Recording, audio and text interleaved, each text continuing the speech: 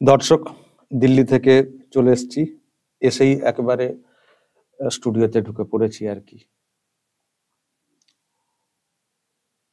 দিল্লিতে তো গিয়েছিলাম ভোট দেখতে, সে সঙ্গে আরো অনেক কিছু দেখার চেষ্টা করলাম এবং আপনাদেরকে দেখিয়েছি। আমি জানি না কতটা কি দেখাতে পেরেছি, আপনারা কি দেখেছেন, কি বুঝেছেন। তবে একটা বিষয় যেটা আমি বোঝানোর চেষ্টা করেছি, যে বাংলাতে যেভাবে ভোট হয়, রক্তের ভোট, হিংসাত্মক ঘটনার ভোট, এই ভোট কোথাও হয় না, দিল্লিতেও হয়নি। আমি গতকালকে সেই সব বিষয়ে বলেছি বা দিল্লির মানুষের কথা শুনিয়েছি আপনাদেরকে। যারা দেখেছেন তারা তো জানেন, যারা দেখেননি দেখে নেবেন। গতকালকে আমি সকালের দিকে একটা ভিডিও করেছিলাম, কালকে ভোট ছিল। তো দর্শক, যাই হোক, চলে এলাম সেই বাংলাতেই। আর দিল্লিতে গেলেও বাংলা বা বাংলাদেশের খবরাখবর সেগুলোও দেখছিলাম, চেষ্টা করেছি তারও কিছু কিছু আপনাদের সামনে তুলে ধরতে। এই রকমই আরামবাগ টিভি চেষ্টা করবে দেশের বিভিন্ন প্রান্তে যখন কিছু ঘটবে, বড় কিছু বা ইলেকশন, বিশেষ করে আমি ইলেকশন বেশি যাই আর কি। মোটামুটি অনেক রাজ্যেই চলে গেলাম এবং সবটাই ওই ইলেকশনকে কেন্দ্র করে। আর কয়েকটা রাজ্য যেতে বাকি আছে। অক্টোবরে বিহারে ভোট রয়েছে, আশা করি সেখানেও যাব। তারপর পশ্চিমবঙ্গে ভোট। 21-এর বিধানসভা নির্বাচনের পরে আমি দেশে ঘুরে ঘুরে দেখার চেষ্টা করেছি বা আপনাদেরকে দেখানোর চেষ্টা করেছি তফাতটা।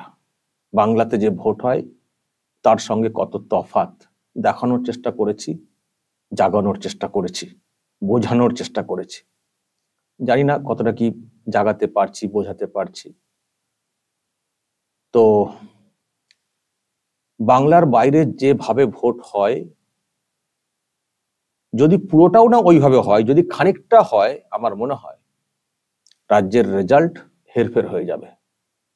তো এইসবগুলো সামনে আনা, দেখানো, সেখান থেকে যদি একটা জাগরণ ঘটে এবং বিরোধী পার্টি তারা যদি সজাগ হয়, তাদেরও অনেক কিছু দেখার দরকার আছে, কমিশনের ভূমিকা ইত্যাদি। তো যদি সত্যিই কখনো বাংলাতে ওই রকম ভোটের পরিবেশ আমরা দেখতে পাই, তাহলে বলবো এত ছুটোছুটি যাওয়া, দেখা, দেখানো কোথাও একটা সার্থক হবে। তা না হলে সব বৃথা হয়ে যাবে। তো যাই হোক দর্শক, আমার কাজ এটা, আমি করছি। তো আজকে জাস্ট ফিরে এলাম, এসেই স্টুডিওতে, পুরনো স্টুডিও। যতই যেখানে থাকি, বাইরে থাকি, যাই থাকি, এখানে এলে একটা আলাদা আলাদা একটা ভাব থাকে, নিজস্ব স্টুডিও। কিন্তু দর্শক, আমি আস্তে আস্তে, আমি দিল্লিতে গেলেও আপনারা অনেকেই সব ভিডিও ফরওয়ার্ড মানে করে থাকেন। আমি তো বলি যে আমাকে অনেকে ভাবেন যে একা মানুষ এত সব খবর কোত্থেকে পেয়ে যান। আমার কথা আমি দেখেছি, কেউ কেউ বলে যে আপনার কাছে এত ভিডিও, এত ব্রেকিং খবর কোত্থেকে আসে, আপনি তো অনেক রিসার্চ করেন মনে হয়। রিসার্চ আমি করি না তা না, করি, সারাক্ষণ খবরের মধ্যেই ডুবে থাকি। এটা আমার একটা নেশা, 21 বছর বয়স থেকে করছি, তো একটা নেশা। আমি আমি এখনো সেই মানে প্রথম দিন কাজে যুক্ত যখন হয়েছিলাম, তখন আমার যে এনার্জি ছিল এই মিডিয়া, ইলেকট্রনিক্স মিডিয়ার কাজকর্ম নিয়ে, আমার আজও সেই একই এনার্জি আছে। আজও আমি রাতে খবর ভাবি, কোনটা বলবো, কিভাবে বলবো, সাপোর্টিং ডকুমেন্ট কি আসতে পারে, কোত্থেকে আসতে পারে, বা একটা কিছু করার পর মানুষ কি বলছেন। এটা তো সেই মানে সঙ্গে সঙ্গে রেজাল্ট আউট। একটা ভিডিও আপলোড করার পরে তার কি ফিডব্যাক সঙ্গে সঙ্গে দেখতে পাচ্ছি, সঙ্গে সঙ্গে রেজাল্ট আউট। আপনারা যারা পাশে থাকেন, বলেন, কমেন্ট করেন, ভাল লাগে। আর যারা সমালোচনা করেন তাদেরটাও দেখি, সেখান থেকে শেখার থাকলে শিখি। তো ফলে এখন আমি মানে পুরো এনার্জি উদ্যমী কাজ করি। দিল্লি থেকে এসছি, একটা ক্লান্তি অবশ্যই থাকবে যতই আমি ফ্লাইটে আসি।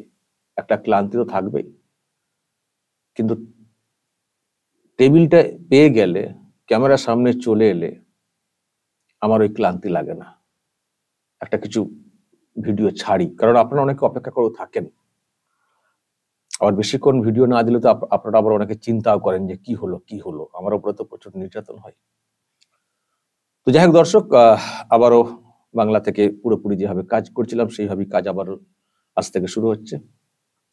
আমি যেটা বলতে বলতে রয়ে গেলাম যে আমাকে মানে আমি হয়তো রিসার্চ করি, কিন্তু তার থেকে আমি দেখেছি যে আপনারা অনেক বেশি আমার জন্য রিসার্চ করে দেন, এত খবরের লিড দিয়ে দেন আপনারা যে দাদা এই অ্যাঙ্গেলে করুন, তো এটা নিয়ে কিছু বলুন, অমুক অমুক জায়গায় এই হয়েছে, বা কেউ কেউ ভিডিও দিয়ে দেন, দেখুন দাদা ভিডিওটা।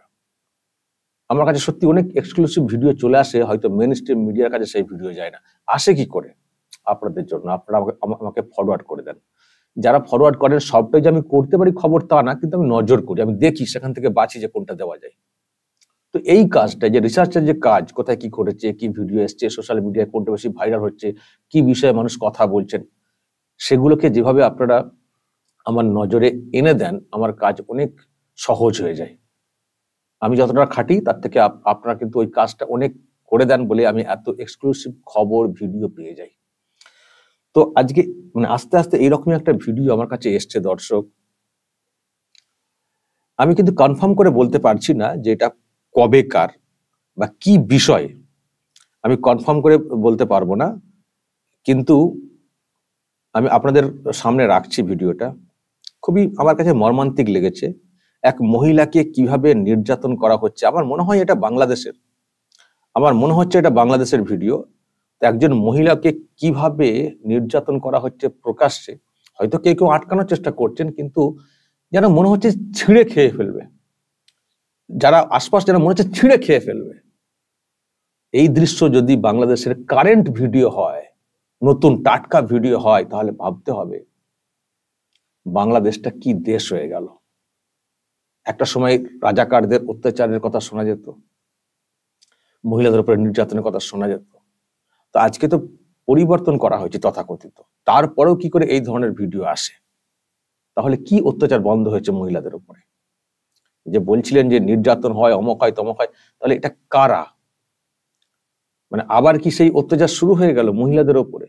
আমি দর্শক, যেহেতু এটা আমি কনফার্ম না কোথাকার এক্স্যাক্টলি কবেকার, মানে কোন তারিখের ভিডিও, আমাকে এটা কনফার্ম করবেন। আমি শুধু আপনাদেরকে ভিডিওটা একটু প্লে করে দেখাবো, মেয়েটার যে অসহায় অবস্থা মহিলার, সেটা একটু আপনারা জাস্ট দেখুন, তারপরে আপনারা যা বলার বলবেন।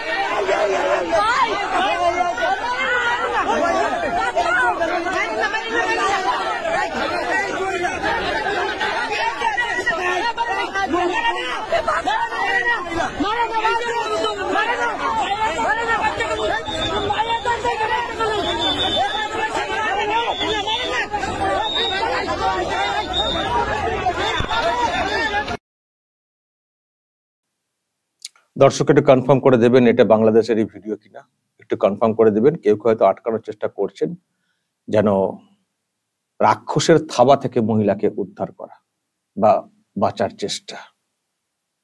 কি এটা, কি কারণ? আর যাই থাক কারণ, কি ঘটনা এটা, কি ঘটনা এটা, কি দেখছি আমরা? এই সমাজে এই রকম ভিডিও আসছে সামনে,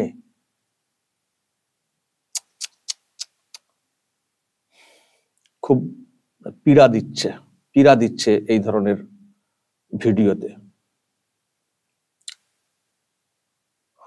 আমি ক্ষমা প্রার্থী মহিলার কাছে, ওনাকে এইভাবে নির্যাতন করা হচ্ছে, আমি সবটা দেখিয়ে দিলাম, মুখটাও দেখিয়ে দিলাম। ক্ষমা প্রার্থী দিদি,